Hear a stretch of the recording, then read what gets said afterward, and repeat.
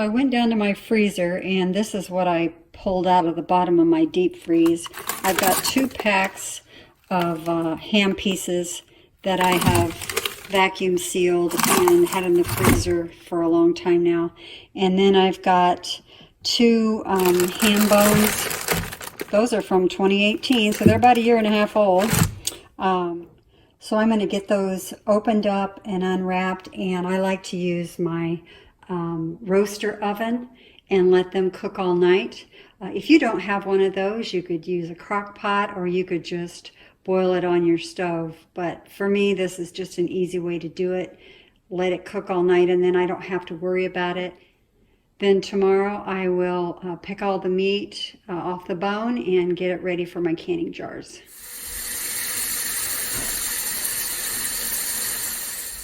Okay guys, it's the next morning. This has cooked all night long. Now I'm just going to remove the meat, get rid of all the pieces of fat and get the bones out, and I'll be using this broth to fill up my jars. Hey everybody, it's Josie with Ozark Mountain Goats. And unless you've been living under a rock somewhere, you know that Schick happens.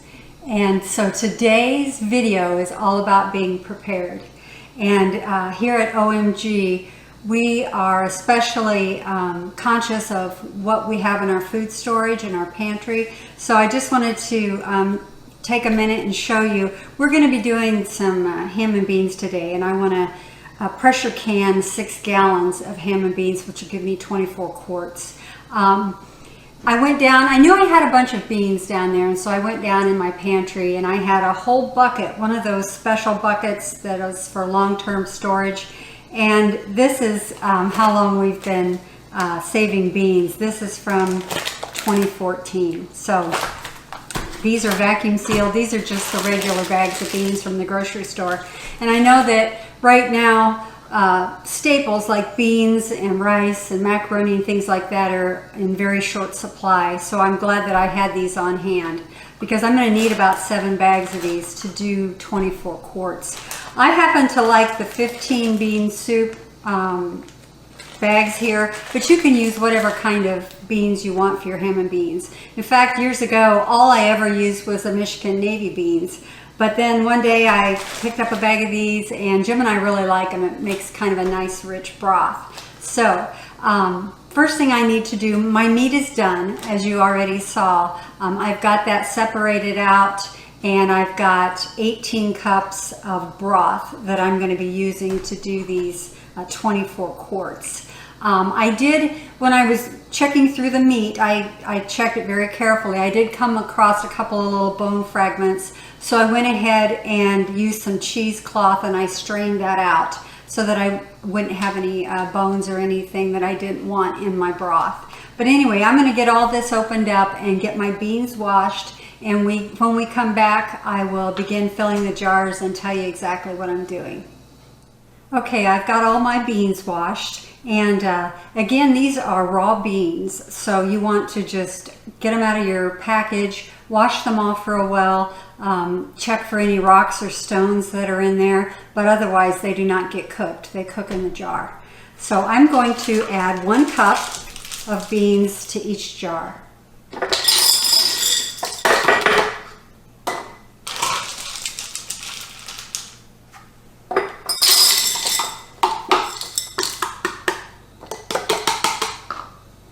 Okay, the rest of this will be reserved for the jars that I can't do in this batch. I've got a large double stack pressure canner, and so I can do 14 jars, and so that's what I'm going to do. So I'm going to set these aside, and next I'm going to add my salt.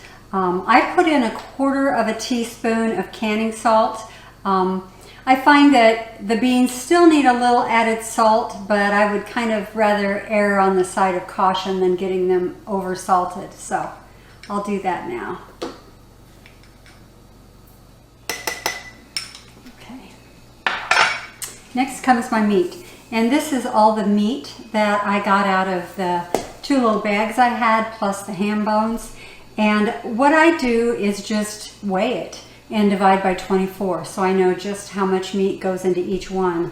You know, I'm kind of a perfectionist, but also I want my jars to be consistent and I want them to always be good and taste good when I open them up, so that I just found that that's the best way to do it for me. So I'm going to get out my scale and we'll start measuring.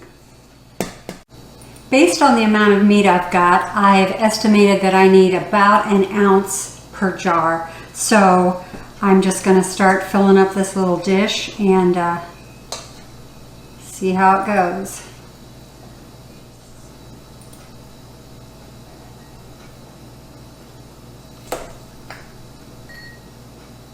A couple of healthy tablespoons is about what it comes out to.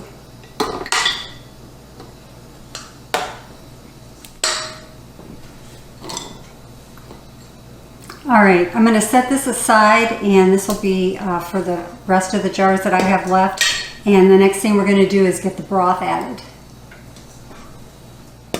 So I've got my broth here, and it's easier for me if I just pour it in with a pitcher rather than try to ladle it.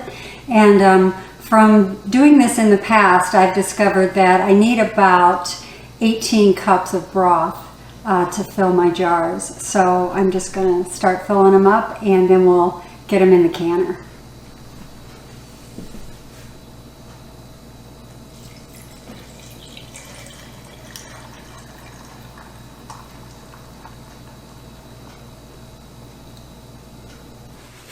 Next, you want to clean off the rims of your jars. I'm actually going to use vinegar, only because normally I just use a wet paper towel.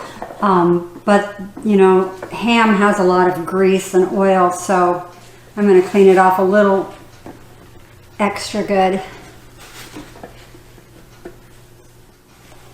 Okay, we are ready for lids and rings.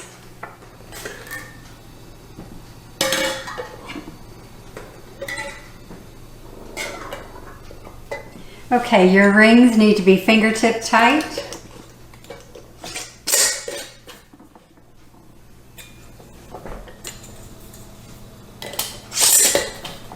All right, these are ready for the canner.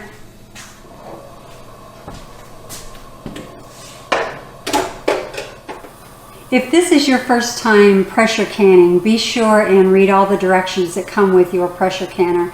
I happen to have an All-American and I really like that brand, but you know, I'll admit they are expensive, and I didn't have one until probably 5 years ago or so. So get what you can afford, but the most important thing is to just give it a try, because it does offer you some peace of mind when you can go down to your pantry and you've got all this food that you have saved and stockpiled, and you know, for times like these, it sure does bring a lot of peace of mind.